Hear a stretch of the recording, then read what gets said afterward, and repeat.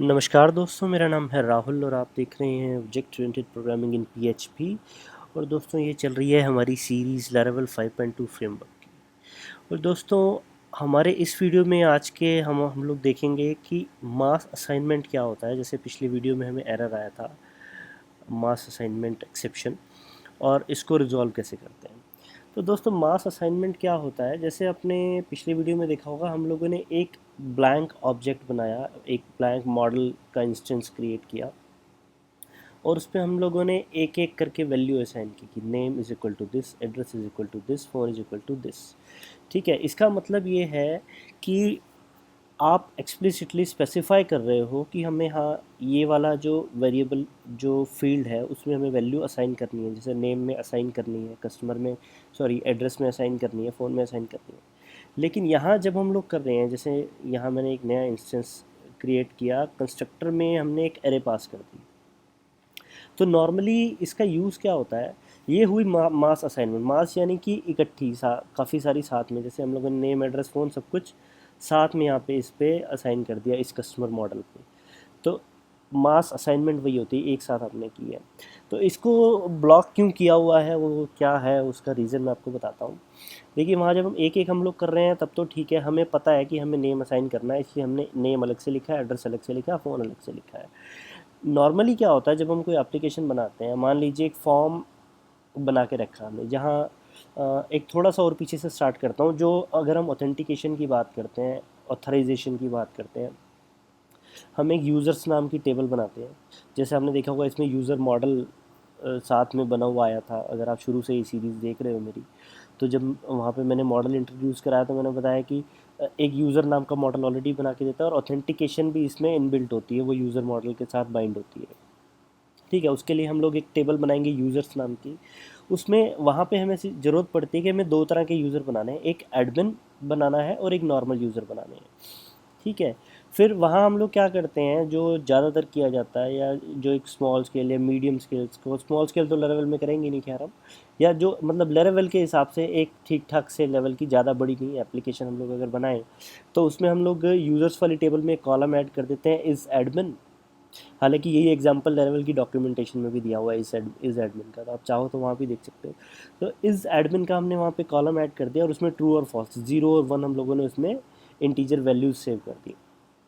ठीक है, एक नॉर्मल यूज़र बनाया हमने रजिस्ट्रेशन पे, रजिस्ट्रेशन फॉर्म में यूज़र फॉर्म फिल करता है, और बाय डिफ़ॉल्ट वो इज़ एडमिन उसका फॉल्स हो जाता है, वो एडमिन नहीं है। यहीं अगर किसी बंदे को, और हम लोग क्या करते हैं फिर, जो उस फॉर्म से वैल्यू रिसीव होती है ना, वो एज इट इज़ एरे हम लोग यहाँ पे पास कर देते हैं। मान लीजिए मैंने यहाँ लिया dollar input is equal to input all, इस तरह से इसमें इनपुट यूज़र की रिसीव की जाती है। तो वो भी आपके लिए यहाँ नया हो गया, इसको हम लोग डिटेल में देखेंगे बाद में, इनपुट पे जब आएंगे। ठीक है, और फिर dollar cust is equal to new customer, और इसमें डॉलर इनपुट हम लोगों ने पास कर दिया। ठीक है, और फिर आगे इसको सेव कर देंगे, इस तरह सेव कर देंगे। तो यहाँ पे क्या होगा कि हालांकि ये जो इनपुट है ये कंट्रोलर में आना चाहिए, आप उस चीज़ को अभी, इसलिए मैंने सिर्फ आपको बताया कि ये एक एग्जांपल के लिए, समझने के लिए बता रहा हूँ मास असाइनमेंट। तो अभी आपका फोकस जो है वो मास असाइनमेंट पे ही होना चाहिए।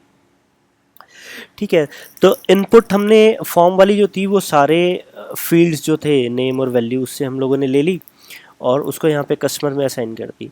अब किसी एक कस्टमर को, जो जिसका खुराफाती दिमाग था, उसने उसको पता लग गया जी, इसमें एक इज़ अंडरस्कोर एडमिन या जो भी नाम का फील्ड है इनके पास, उससे ये लोग जो है वेरीफाई करते हैं। मान लीजिए आपके यहाँ का ही कोई डेवलपर चला गया छोड़ के, उसने बाहर से कुछ भी रीज़न XYZ, किसी भी कारण से उसको पता लग सकता है, तो वो वहाँ पे क्या करेगा, फॉर्म में आपको पता है, आप इंस्पेक्ट एलिमेंट करो राइट क्लिक करके, उसमें आप कोई भी नया फील्ड ऐड कर सकते हो। अगर आप गेट से कर रहे हो तो वो तो और भी ईजी है, URL में ऐड करना है, और पोस्ट से कर रहे हो तो फॉर्म में सबमिट करने से पहले वहाँ पे वो भी ऐड किया जा सकता है। तो हालांकि वहाँ पे वो उसकी भी जो टोकन वगैरह लगते हैं उसकी प्रोटेक्शन है, लेकिन हर एक सिक्योरिटी का जो लेवल है वो ज़रूरी होता है। ठीक है, इनपुट पे भी सिक्योरिटी लगती है, वो फिर वही बात है कि इनपुट पे जाएंगे तब देखेंगे। तो यहाँ पे उसने वहाँ पे एक नया फील्ड ऐड कर दिया, इज़ एडमिन, और उसको वैल्यू 1 असाइन कर दी। या हो सकता है आपने हिडन फील्ड ऐड करके रखा हो 0, नहीं तो अगर आप डिफ़ॉल्ट वैल्यू दे रहे हो तो वहाँ पे वो एक नया फील्ड भी ऐड करके उसकी वैल्यू ओवरराइड भी कर सकता है। किसी भी तरह से वो आपके इस एरे में अगर उसने इस इनपुट वाली एरे में अगर उसने ऐड कर दिया is admin is equal to true यानी कि 1, तो वो रजिस्ट्रेशन फॉर्म तो है आपकी एप्लीकेशन का नॉर्मल यूज़र का, लेकिन वो जो यूज़र रजिस्टर होगा वो बन जाएगा एडमिन। तो अब आप ये सोचो कि आपकी एप्लीकेशन कहाँ चली गई उसकी। तो इस तरह की एरर ना हो, अगर कोई यूज़र स्मार्ट बनता भी है, कोई समझदार बनता है कि हाँ मैं ऐसा कर लूँ, तो बाकी सारे सिक्योरिटी लेवल्स अपनी जगह हैं। मॉडल लेवल पे भी हम लोग जो ये सिक्योरिटी लगाते हैं वो ये है मास असाइनमेंट की सिक्योरिटी। तो मास असाइनमेंट अगर आपको लगता है कि बाकी जो आपकी लेयर्स हैं, चाहे वो इनपुट क्लास पे है, चाहे वो आपकी फॉर्म का जो टोकन लगाया आपने वो है, जहाँ भी है आपको सेटिस्फाई हो कि हाँ नहीं वो तो ठीक है, मुझे मास असाइनमेंट करना है, या फिर आपको ये लगता है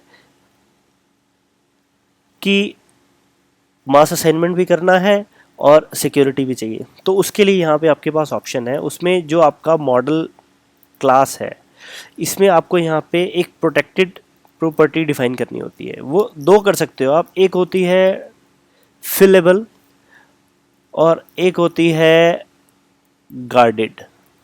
ये दोनों एक दूसरे के अपोजिट हैं। जैसे मैंने पहले कई बार बताया कि एक काम को करने के 2-3 तरीके होते हैं। तो फिलेबल यानी कि इसमें आप असाइन करते हो एक एरे, और जो जो आपके फील्ड्स के नाम हैं जो आप चाहते हो कि फिल हो जाने चाहिए, कोई इशू नहीं है। मान लीजिए नेम एड्रेस और फ़ोन है तो हो जाए, लेकिन इज एडमिन आपको नहीं चाहिए। तो यहाँ पे आप एक नेम, एक एड्रेस और एक फ़ोन, और हाँ एक और चीज़ होती है कि आईडी अगर यूज़र मॉडिफाई कर दे और वो कन्फ्लिक्ट हो जाए किसी पहले ऑलरेडी इंसर्टेड के साथ, वो हालांकि एरर तो दे देगा डाटाबेस, लेकिन एप्लीकेशन में एरर आ गई ना बिना बात के, या कुछ भी इस तरह की छेड़खानी यूज़र ना कर पाए। बेसिकली सिक्योरिटी होती इसीलिए है कि जो एंड यूज़र साइट पे बैठा है वो अगर कोई स्मार्ट बनता है, हैकिंग करने की कोशिश करता है, तो हम उसको प्रिवेंट कर पाएँ ज़्यादा से ज़्यादा अच्छे लेवल पे। तो उसी का एक तरीका ये भी है। हाँ, तो फिलेबल हो गया ये। इस केस में क्या होगा, यहाँ पे आपका नेम एड्रेस और फ़ोन यहाँ पे असाइन हो जाएगा, और अगर इस इनपुट में यूज़र ने कोई और वैल्यू दे भी दी इस एडमिन का, जैसे मैं एग्जांपल दे रहा था, तो वो कोई इफेक्ट नहीं करेगी, वो इंसर्ट नहीं होगी, वो कोई एरर नहीं देगी, वो बस डिस्कार्ड कर दी जाएगी। ठीक है, तो ये हो गया फिलेबल नोम, नेम एड्रेस और फ़ोन। तो ये आपका जो मास असाइनमेंट है वो आपको अलाउ कर देगा। अगर आपने ये असाइन नहीं करी है, फिलेबल या गार्डेड, कोई भी दोनों में से एक करनी है आपको, दोनों साथ में नहीं कर सकते आप, क्योंकि मैंने बताया दोनों एक ही काम करते हैं, दोनों एक दूसरे के ऑपोजिट हैं। तो दोनों में से कोई भी एक करनी है। अगर कोई भी एक आपने करके रखी है तो ये एरर आपका चला जाएगा, मास असाइनमेंट एक्सेप्शन नहीं आएगी। ठीक है, यहाँ पे अगर आपने ये ब्लैंक एरे दे दी, इसका मतलब आप कोई भी फील्ड जो है इंसर्ट नहीं कर सकते, तो आपका ये मॉडल मान लीजिए वेस्ट हो गया, इस पर रिकॉर्ड इंसर्ट ही नहीं होगा नया। ठीक है, तो अगर आप ये चाहते हो कि सारे के सारे आपको असाइन करने देना है, कोई इशू नहीं है कि कोई भी फील्ड में इंसर्ट अगर होती है, वैल्यू आती है, इंसर्ट होती है, तो होने दो, मुझे कोई प्रॉब्लम नहीं है। तो उसको आप क्या करते हो, गार्डेड कर देते हो। ठीक है, इस गार्डेड प्रॉपर्टी में आपको कोई ब्लैंक दे देनी है। इसमें आप जो जो भी दोगे, मान लीजिए आपका इज एडमिन अगर आपने दिया है, तो इज एडमिन के अलावा बाकी सारे इंसर्ट हो जाएंगे, इज एडमिन नहीं होगा। या इस एरे में अगर और कोई भी है, मान लीजिए आईडी की मैं बात कर रहा था, आईडी है, या आप चाहते हो कि जो टाइम है उसका उसके साथ छेड़खानी ना हो, क्रिएटेड एट का हम लोग इसमें फील्ड बनाते हैं, वो नहीं होना चाहिए, अपडेटेड एट है, तो जो जो भी फील्ड आप चाहते हो कि ये नहीं होने चाहिए छेड़खानी इनके साथ, बाकी सब हो जाए, तो उसको आप गार्डेड में डालो। अगर आप ये चाहते हो कि ये पर्टिकुलर फील्ड इंसर्ट होने चाहिए, बाकी कोई नहीं होना चाहिए, तो आप उसको फिलेबल में डालो। बेसिक सा फंडा है कि अगर आपका एक फील्ड है जिसको आप चाहते हो कि इंसर्ट नहीं हो, बाकी सारे हो जाए, 10 फील्ड है, तो बजाय कि यहाँ 10 फील्ड्स के नाम फिलेबल में लिखने के, आप गार्डेड में एक फील्ड का नाम लिख दो, तो वो आपका काम हो जाएगा। अगर आपका कोई एक फील्ड है जो आप चाहते हो इंसर्ट हो, बाकी 10 नहीं होनी चाहिए, तो गार्डेड की बजाय फिलेबल की अरे बनाओ, वेरिएबल बनाओ, और उसमें उस एक फील्ड का नाम दे दो। तो अल्टीमेटली हमें कोड कम से कम लिख के जिसमें हमारा काम होता हो हमें वो करना है। ठीक है ना, काम मतलब काम होने से है, अच्छे तरीके से काम होना चाहिए, तो वो कैसे भी आप कर लो। और अगर आप ये चाहते हो कि सारे के सारे फील्ड इंसर्ट होने चाहिए, कोई फ़र्क नहीं पड़ता, तो आप गार्डेड को ब्लैंक रख दो, यानी कि आप कोई भी प्रॉपर्टी को गार्ड नहीं करना चाहते जिसका नाम या बेसिकली क्या इस अरे को स्कैन करेगा, काउंट करेगा कि इसमें कितने वेरिएबल हैं, कौन कौन से हैं जो नाम है, वेरिएबल कह रहा हूँ, तो उनको वो प्रोटेक्ट करेगा, और इसमें कोई भी नहीं मिलेगा तो वो किसी को प्रोटेक्ट नहीं करेगा। सिंपल सा फंडा है। तो ऐसा करोगे तो आपकी जो है वो जो ये वाला लेयर ऑफ सिक्योरिटी है वो हट गई। अब मैं इसको ये वाला कोड हटा देता हूँ अभी यहाँ से। वापस से अपना कोड रन करते हैं हम लोग। Customer is equal to new customer, name Rahul 2, address phone और सेव। अब रिफ्रेश करूँगा तो मेरे हिसाब से हो जाना चाहिए। ये क्या, ये तो अभी भी वही एरर दे रहा है यार।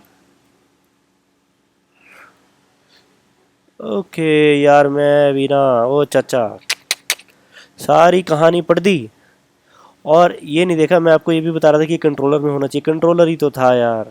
जो ये हमारे को बनानी है ये मॉडल में बनानी है। मेरा भी ना दिमाग चल गया अभी। यहाँ पे अगर आपने वीडियो देखा है थोड़ा ध्यान से देखना।